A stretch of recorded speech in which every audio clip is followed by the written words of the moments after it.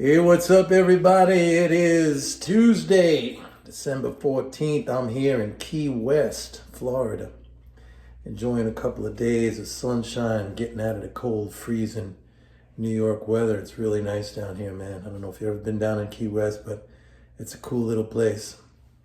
Anyway, let's talk a little bit about the market. I look at what's going on right now, and this is a pricing in of what the Fed is going to do tomorrow. And I have to say that there's a good chance that the Fed's going to overreact to these inflation numbers.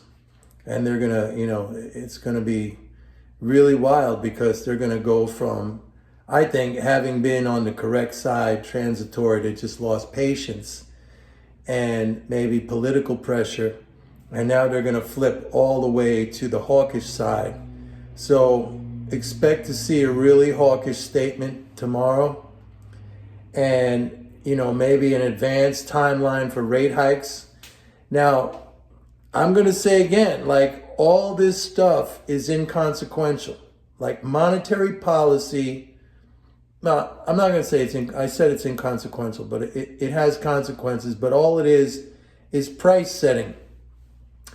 And price setting is not, it's just like a redistribution of income. One sector of the economy gets more, one sector of the economy gets less. The income doesn't fly out into outer space.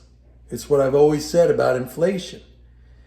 And look, this is a purely clinical point of view. I'm not trying to say it's a good thing, and I know people are getting hurt by this, and it's regressive because people at the low end of the income spectrum, they get hurt the most, and I have empathy for that. I feel for that. I'm just coming to you as an economist. I'm just coming to you as a market analyst, as a trader. As long as income is not taken out in the aggregate, it's a swimming pool analogy.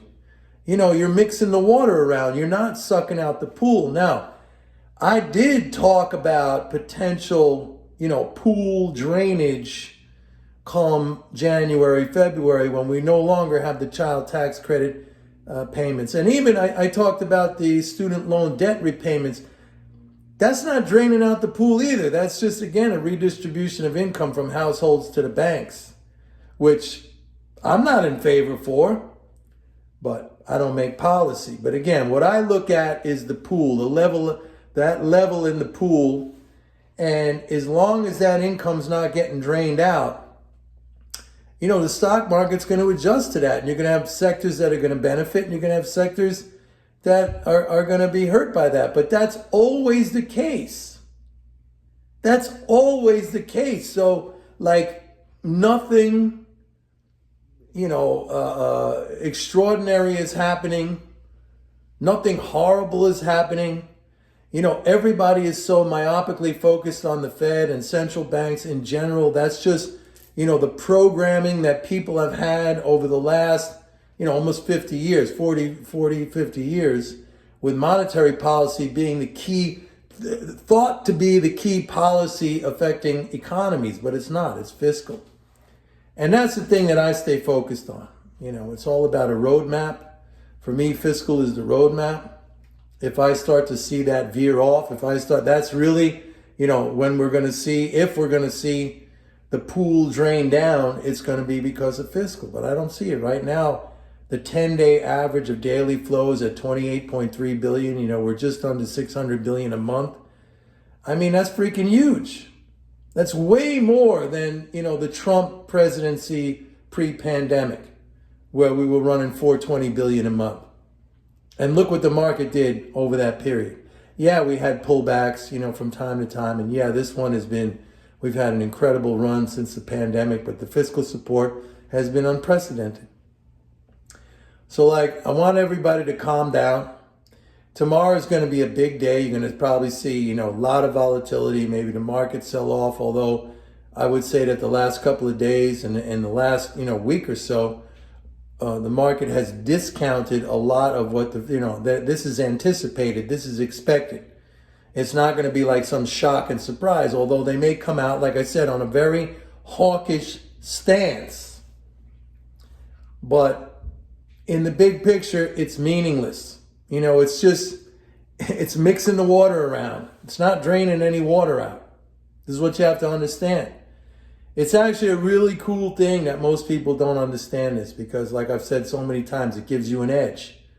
You know, I mean, knowledge is power, and ignorance it can be used as leverage against those who are ignorant. I mean, use it. Don't be part of that group. Just don't be part of that group. You know, I mean, that's your choice. You can choose to go in with the highly emotional and the uneducated and the ill-informed and the ignorant. I mean, that's a choice. That's a personal choice. I can't. You know, if you want to go in that way and if you think there's opportunity for you that way, to go in blind, to go in with a lack of understanding, then, you know, go for it, man. What can I tell you? But I'm here to tell you the truth and to keep you calm. That's the most important thing. How many times have I talked about you know, fading emotions? You got to go against other people's emotions. You have to control your own emotions. And yeah, I'm not, you know, that's a little patronizing, just throwing that out and saying, and I don't like when people say that, like, how do you do that? How do you do that? You expose yourself to things like this and you deal with it and you feel it and you let it happen and you say, you know what, big picture, it's not going to hurt me. And actually it's presenting me with a great opportunity. Nothing great was ever achieved without any resistance and any pushback and any, you know, stress. I mean, you know, you all know that. All right. It might be cliche. It might sound like a cliche to you, but that's the truth too. You always want to go with the truth. You always want to go with knowledge, and you always want to go with self-control. Anyway, we'll see what happens tomorrow. I'm sending you this and my thoughts from Key West, Florida. Cool place, man. Love it. Anyway, see you tomorrow, folks. Bye.